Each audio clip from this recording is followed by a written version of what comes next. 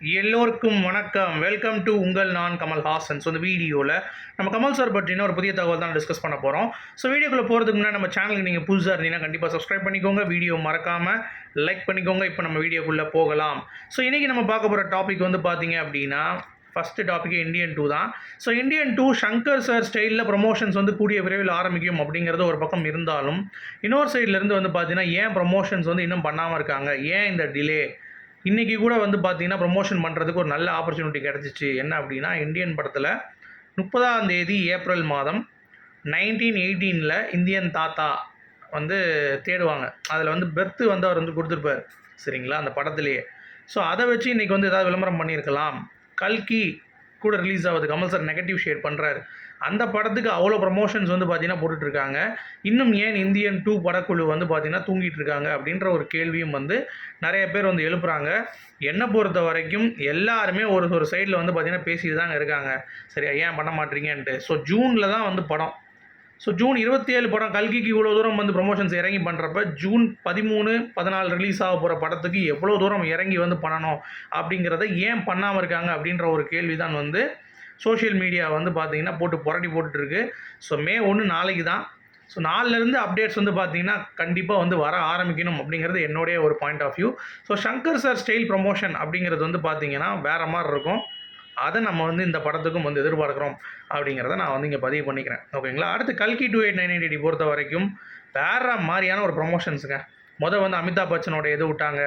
இன்றைக்கி பிரபாஸோட ஒரு சின்ன இன்ட்ரோ மாதிரி, ஐபிஎல் சப்போர்ட் பண்ணி பேசுகிற மாதிரி ஒரு சின்ன கிளிம்ஸ் மாதிரி விட்ருக்காங்க.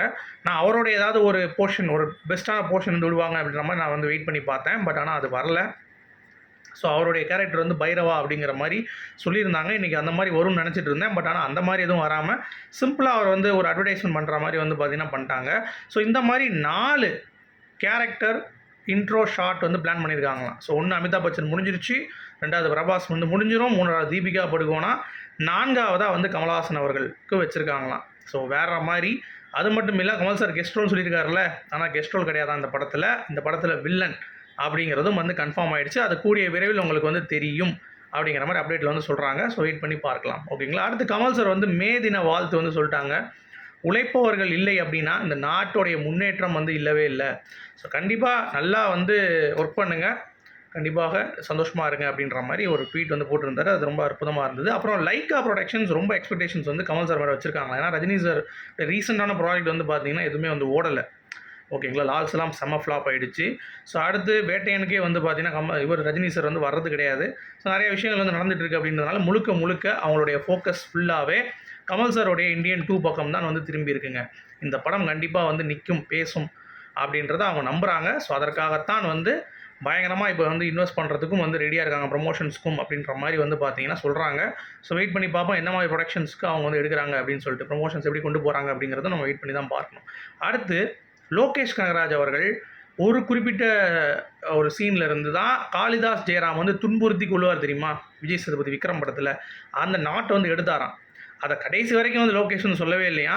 கடைசி வந்து பார்த்தீங்கன்னா இவரே கேட்டார் ஒரு நாள் போய், நீங்கள் இந்த ஷாட் வந்து குருதி புனல் ரெஃபரன்ஸ் தான் எடுத்தீங்க அப்படின்னோடனே, ஆமாண்டா அதுதான் எடுத்தேன், அது மாதிரி நீ பண்ணலைன்னா கூட அதில் மேட்ச் பண்ணிவிட்டு அந்தளவுக்கு நீ அவருடைய நடிப்பை ஓரளவுக்கு வந்து எனக்கு வந்து திருப்தி தான் அப்படின்ற மாதிரி வந்து லோகேஷ்னு சொன்னார். அது ரொம்ப ஹாப்பியாக இருந்துச்சுன்னு சொல்லிட்டு காளிதாஸ் ஜெயராமோட பையன் நடிச்சிருப்பார்ல, அவர் வந்து பேசியிருந்தால் நல்லா இருந்தது. அப்புறம் உத்தம வில்லன் படத்தப்போ வந்து பார்த்தீங்கன்னா லிங்குசாமி அவர்கள் அதாவது மாற்றி வந்து தொடர்ந்து பேசுனது வந்து அம்பலமாயிட்டே இருக்குங்க. அது என்ன சொல்லியிருக்காரு அப்படின்னா, கமல் சார்கிட்ட நான் வந்து சுதந்திரம் கொடுத்துட்டேன், அவர் எடுத்துட்டார். அடுத்து நான் படம் பார்ப்பேன் சார், படம் பார்த்துட்டு எனக்கு கரெக்ஷன் இருந்தால் சொல்லுவேன் சார் சொன்னேன். திருப்பி சொன்னேன். அந்த கரெக்ஷன் வந்து கமல் சார் வந்து இல்லைப்பா வேண்டாம், இப்போ இருக்க படத்தையும் நல்லா வந்து ரீச் பண்ணுறாங்க, மக்கள் வந்து நல்லா தான் பண்ணுறாங்க, இப்போ நான் ப்ரீவியூ ஷோ போட்ட பிறகு நல்லா தான் பார்த்தாங்க, ஸோ அப்படியே விட்டுருன்னு சொன்னோடனே, சரி எவனாவது இனிமேல் வந்து எடிட்டிங்கில் கையை வச்சு நான் பொண்ணே போடுவேன், கையை வெட்டிடுவேன் அப்படின்ற மாதிரி வந்து பார்த்தீங்கன்னா லிங்குசாமி அவர்கள் வந்து சொல்லியிருக்காரு. ஸோ கமல் சார் மேலே முழுக்க அவர் வந்து பார்த்தீங்கன்னா நம்பி தான் வந்து போயிருக்கார், அதில் எந்த ஒரு மாற்று கருத்தும் இல்லை. ஸோ அவர் இப்போ வந்து கஷ்டப்பட்டு இருக்கும் பொழுது ஸ்ட்ரைட்டாக வந்து பார்த்தீங்கன்னா கமல் சார் கிட்டே கேட்டாலே அவர் வந்து சொல்லாமல் நிறைய விஷயங்கள் செய்யக்கூடியவர். இப்படி சொல்லிட்டீங்கல்ல, கண்டிப்பாக வந்து பார்த்தீங்கன்னா உங்களுக்கான ஒரு லிங்குசாமி ப்ரொடக்ஷன்ஸில் கமல் சாரோடைய ராஜ்கமல் சேர்ந்து ஒரு படம் கூடிய விரைவில் பண்ணுவாங்க அப்படிங்கிறது நம்மளால் வந்து உணர முடியுது. ஸோ அது சீக்கிரம் வந்து நடக்கும் அப்படிங்கிறதையும் நான் வந்து சொல்கிறேன். அடுத்து தைரோ கேரோடைய ஃபவுண்டர் நம்ம வேலுமணி அவர்கள் கமல் சார் நடித்த வறுமையின் நிறம் சிவப்பு அப்படின்ற மாதிரி அந்த படத்தில் இருக்க மாதிரி எனக்கு வந்து ஒரு வாய்ப்பு கொடுத்தாங்கன்னா, அதாவது அவர் வேலை தேடி அலைஞ்சிட்டு இருந்திருக்காரு சின்ன வயசில். அப்போ வந்து எல்லாரும் எக்ஸ்பீரியன்ஸ் இல்லைன்னு சொல்லிட்டு விரட்டி விட்ருக்காங்க. உடனே அவர் யோசிச்சிருக்காரு, வறுமை நிறம் சிவப்பு கமலஹாசன் மாதிரி எனக்கு வந்து ஒரு ஆப்பர்ச்சுனிட்டி கிடச்சிச்சுன்னா எல்லாத்தையும் நான் ஃப்ரெஷராக எடுப்பேன் அப்படின்ற மாதிரி இப்போ அவர் சொன்னதை செஞ்சுருக்காரு. கிட்டத்தட்ட 25,000 ஃப்ரெஷர்ஸ் அவர் கம்பெனியில் வந்து ஒர்க் பண்ணுறாங்களாம். இதற்கு முழுக்க அந்த ஒரு படத்தை இன்ஸ்பிரேஷனாக வச்சு தான் நான் வந்து பண்ணேன் அப்படின்ற மாதிரி அவரே வந்து பேசியிருக்காரு.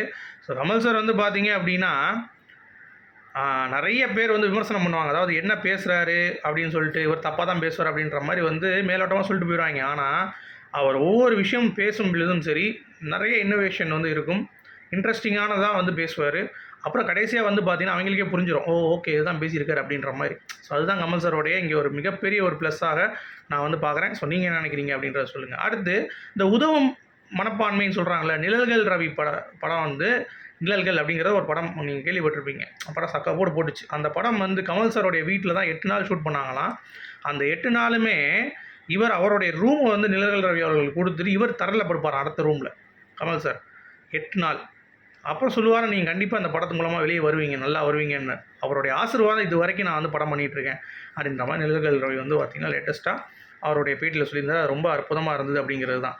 சரி, அடுத்து தெனாலி உடைய ரீரிலீஸ் கூடிய விரைவில் நடப்பதற்கான வாய்ப்புகள் இருக்குது அப்படின்னு சொல்லிட்டு கே.எஸ். ரவிக்குமார் அவர்கள் ரீசெண்டாக அவர் வந்து பேசியிருக்காரு. என்ன ரீரிலீஸ் வந்து படங்கள் ரொம்ப ஹிட் ஆகிட்டு இருக்கு, நீங்கள் எப்போ பண்ண போகிறீங்க தெனாலி அப்படின்ற மாதிரி கேட்டிருக்காங்க. உடனே எப்பா என் கையில் எதுவும் இல்லை இப்போதைக்கு, அதுக்கெல்லாம் வந்து சில ஃபார்மாலிட்டிஸ் இருக்குது, எந்த ஒரு படமும் வந்து இல்லாமல் இருக்கணும், சும்மா போய் டக்குன்னு நான் வந்து தெனாலி விட முடியாது, சரிங்களா? ஸோ அந்த கேப் பார்த்துட்ருக்கேன், பார்த்துட்டு கரெக்டாக அந்த படத்தை வந்து நான் விடுறேன் அப்படின்ற மாதிரி அவரும் வந்து வாக்குறுதி கொடுத்துருக்காரு அப்படிங்கிறது தான். அடுத்து கமல் சார் எப்படி இவ்வளோ சிம்பிளிசிட்டியாக இருக்கார் அப்படின்னா, அவங்களுடைய அப்பா கற்றுக் கொடுத்த சில விஷயங்கள் தானா. ரொம்ப ஆடம்பரமாக இல்லாமல் சிம்பிளாக எப்பயும் போல் அப்படியே ஒரு டிஷர்ட் அப்படி இப்படின்னு போயிட்டுருக்காருல, அதற்கு காரணம் அவங்க அப்பா. இன்னொன்று, ஷாருக் கானை பற்றி பேசியிருக்காரு. என்ன அப்படின்னா, ஷாருக் கான் இன்னும் வந்து அவருக்கு நிறைவேறாத ஆசைன்னு ஒன்று இருக்கான், அவர் வந்து ஒரு பிளேன் வாங்கணும் அப்படின்றது. அது வந்து அவருக்கு ஆச்சரியப்படுத்து தான். பரவாயில்ல, இந்த இதுலேயும் வந்து அவர் வந்து ஒரு குறிக்கோள் வைத்து அதற்காக பயணிக்கிறார் அப்படின்ற மாதிரி கமல் சார் வந்து பார்த்திங்கன்னா பேசியிருந்தார். அது ரொம்ப அற்புதமாக இருந்தது. அப்புறம் கமல் சார் மேக்கப்புக்கு நல்ல ஒரு மெனக்கடல் வந்து போடுவார் அப்படின்ற மாதிரி மேக்கப் ஆர்டிஸ்ட், அதாவது குருதி புனலுடைய மேக்கப் ஆர்டிஸ்ட் வந்து பார்த்திங்கன்னா பேசியிருக்காரு. இப்போ இருக்க நடிகர்கள்லாம் எங்கே மேக்கப் போடுறாங்கன்னு சொல்லிட்டு எல்லாத்தையும் வந்து கிழிச்சு எடுத்துருக்காரு. ஸோ கமல் சார் விக்ரமோட வந்து அது போயிடுச்சு, மற்றபடி யாரும் அந்தளவுக்கு ரிஸ்க் எடுக்கிறது இல்லை அப்படின்ற மாதிரி வந்து பேசியிருக்காரு. அடுத்து தக் லைஃப்பில் கமல்ஹாசன் அவர்களுக்கும் மணிரத்னம் அவர்களுக்கும் மோதல் அப்படின்ற மாதிரி கிளப்பி விட்டாங்க. அந்த மாதிரி ஒரு வெங்காயம் கிடையாதுங்க. ஆக்சுவலாக ஒரு நாள் வந்து டிலே ஆகிடுச்சு போல், அதுக்கடுத்து அது வந்து ஸ்மூத் ஆகிடுச்சு. ஸோ கமல் சார் வந்து இன்னும் வந்து கரெக்டாக போயிட்டுருக்காரு அப்படிங்கிறது தான் பாயிண்ட்டு, ஓகேங்களா? ஸோ கண்டிப்பாக மே 2ஆம் தேதி சிலம்பரசன் பற்றி ஒரு ப்ரோமோ வரப்போகுது அப்படின்றாங்க. அப்புறம் 2 புது பெயர்கள் வந்து அடிபடுதுங்க. யாருன்னா அலி ஃபாசல், அப்புறம் பங்கஜ் திருப்பதி அப்படின்ற மாதிரி 2 பேர், சரியா? ஸோ தக் லைஃப் வந்து ரொம்ப சீராக போயிட்டுருக்கு. இப்போ இவங்க 2 பேர் உள்ளே ஜாயின் பண்ணுறாங்க. இதில் பங்கஜ் திருப்பதி அப்படிங்கிறது பயங்கரமான ஒரு கார்டுங்க நமக்கு கிடச்சிருக்குது இப்போது தக் லைஃபுக்கு. ஏன்னா சரியான ஒரு ஆக்டர். இப்போ எப்படி ஒரு நல்ல ஒரு கமல் சார் மாதிரி ஒரு நேச்சுரல் ஆக்டர் வந்து ஒருத்தர் இருந்தால் எப்படி இருக்கும், அது கமல் சார் கூட நடித்தா எப்படி இருக்கும் அப்படின்ற மாதிரி பங்கஜ் திருப்பதி. அவரை பற்றி நான் கேள்விப்பட்டிருக்கேன். அவருடைய வெப்சீரிஸ் தான் வந்து பார்த்துருக்கேன், கிரிமினல் ஜஸ்டிஸ்லாம் வந்து பார்த்துருக்கேன். அவரோட ஆக்டிங் வந்து ரொம்ப யூனிக்காக இருக்கும். ஸோ அவர் வந்து போர்டில் வந்தது அப்படிங்கிறது தக் லைஃப்க்கு இன்னும் கொஞ்சம் வந்து ஒரு பூஸ்ட் கொடுக்கும் அப்படிங்கிறத சொல்லிட்டு இந்த வீடியோ நான் முடிக்கிறேன். உங்களுடைய கருத்துக்கள் சொல்லுங்கள். மீண்டும் நாளை இன்னொரு வீடியோ சந்திப்போம். அது வரைக்கும்.